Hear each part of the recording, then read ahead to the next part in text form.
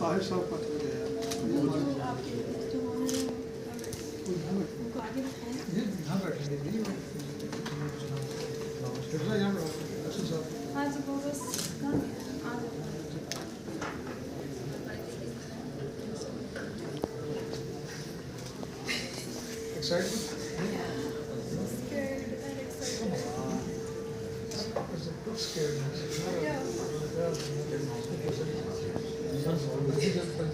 गया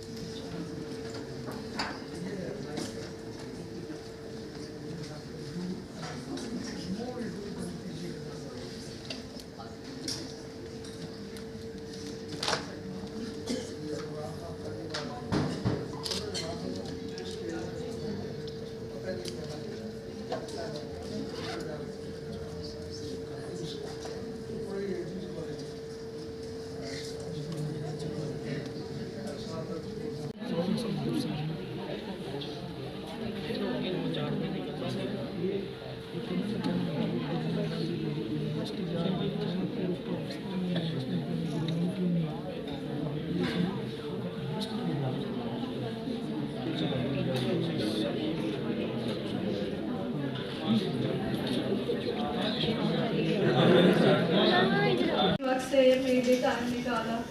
और मैं ये कहना चाहूँगी कि वही मुल्क जिसमें हम कहते हैं कि अच्छा आर्ट को इतनी इंकरेजमेंट नहीं मिलती या फैमिली सपोर्ट नहीं करती, I just like to prove like I'm the proof that I do exist in a country like that, and through my consistency and through my resilience. Because if some of you are like artists or like have a know-how of art, so you probably know that art में कितना struggle होता है, it's a constant struggle, and being an artist in a country like Pakistan is a tough job, but it's worth it, and it's because of people like you who come out of their way to celebrate it and promote an artist like me.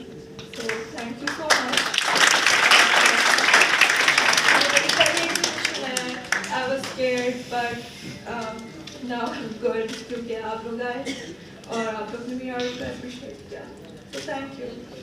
एक छोटा सा teaser दिखाया जाएगा जो कि हफ्सा जावेद की photography का contribution है हमारे पाकिस्तान के नाम, and please we can we have a look to the teaser के लिए। और ईद के फ़ौरन बाद मैंने वहाँ जाके 30 बच्चों के स्टेशनरी बैग लेके इंतज़ाम कर लिया, और पहले ही दिन 30 के बजाय 50 बच्चे आ गए। अब मेरा यही ख्याल था कि शायद शौक में आ गए हैं, आहिस्ता आहिस्ता नहीं आएंगे, लेकिन वक्त गुजरता गया, वो बढ़ते गए। एक वाक़या मुझे वहाँ नहीं भूलता। एक दिन सब बच्चों को मैंने बिठाया और मैंने एक बोर्ड पर एक लफ्ज़ लिखा। मैंने उन बच्चों से पूछा कि क्या वे बता सकता है कि मैंने क्या लिखा है, लेकिन किसी को नहीं पता था कि मैंने उस पर क्या लिखा है। तो एक बच्चे ने हाथ खड़ा किया कि टीचर मैंने ये मस्जिद के बारे लिखा हुआ पढ़ा था।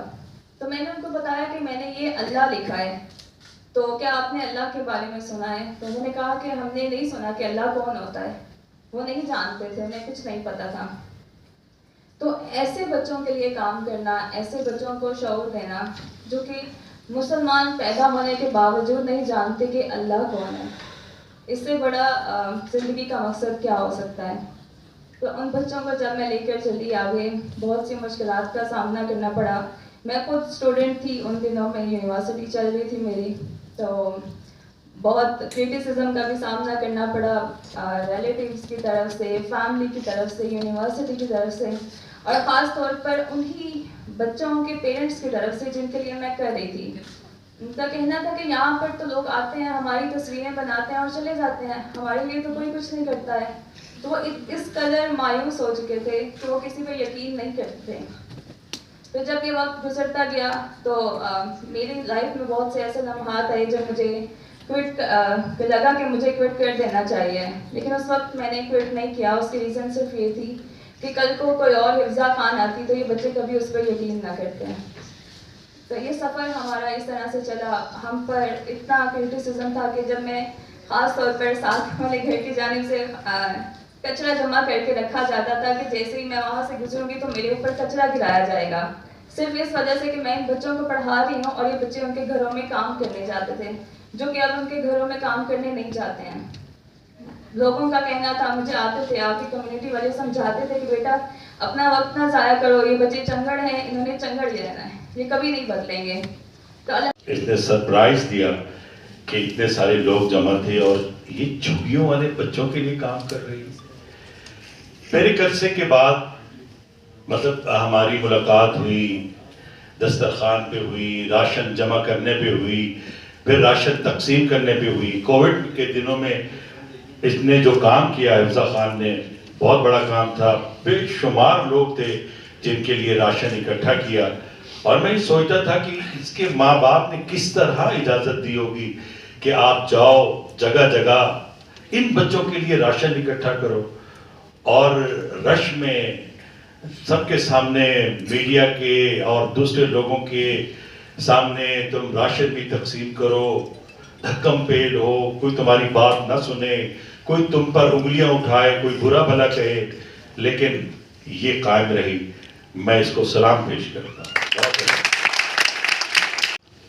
मैं हैरान रह गया, बच्चों ने मुझे वेलकम किया। इंग्लिश में 70 बच्चे यूनिफॉर्म में और पढ़ रहे थे। तो अफजल खान के साथ साथ उन बच्चियों का भी मैं शुक्रिया अदा करता हूं जो बच्चियां उन बच्चों को पढ़ा रही हैं, जो कहीं कहीं से दूर से आके उस कंटेनर में उन बच्चों को पढ़ा रही हैं। उन बच्चियों का भी बहुत बहुत शुक्रिया। फिर ये सोचा कि क्या किया जाए, तो हमने उस नज्म को जो कई साल पहले लिखी गई इन बच्चों के लिए, उसका गाना बनवाया। उसके लिए आवाज़ कौन सी हो, कोई ऐसी आवाज़ ना हो जिसको दुनिया जानती हो, कोई ऐसी आवाज़ ना हो जो एक पक्की आवाज़ या एक खातून की आवाज़ ना हो, जिसकी आवाज़ में मासूमियत हो, जो लगे कि बच्चे अपने दिल की आवाज़ सुनाना चाहते हैं। तो हमने वो गाना, राहिल मिर्ज़ा उसने इस गाने की धुन बनाई, आमना शौकत ने ये गाना गाया और ये गाना वही नज़्म है जो मैंने लिखी थी और हमारी project head doctor Hifza Khan ने ये गाना तैयार करवाया अपनी निगरानी में। तो सब तमाशा देख रहे सन, झुग्गी दा एक बाबा रोके बदल वांगो गरजिया, रब्बा तेरे इंसान तेरी मखलूक नू मरदिया वेख रहे ने, मुक गई इंसानियत फट जाए जमीन ते असी इहदे विच दब जाइए, एक एक करके नहीं मौला असी गरीब कट्ठियां मर जाइए। ये सुन के मेरा दिल हिल गया सी, मैं मदद लई पहुंच गया सी।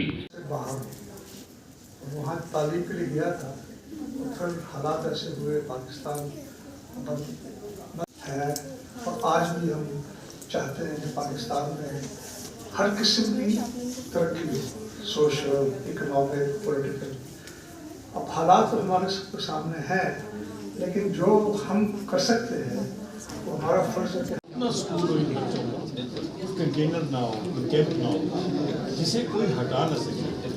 देखिए, आज डॉक्टर हिफ्जा खान काम कर रही हैं, हंसा काम कर रही हैं, खदीजा सलीम काम कर रही हैं और बच्चियां काम कर रही हैं। फिर क्या होगा कि कल को परसों को वक्त गुजरता जाएगा, ये बच्चे बड़े हो जाएंगे तो और लोग आएंगे और टीचर आएंगे पढ़ाने के लिए, लेकिन स्कूल कायम रहना चाहिए। आ जाओ, अली आजा, आ जाओ, अली भाई आ जाओ, आ जाओ, तलहा इधर, एक मिनट, तलहा भाई एक मिनट।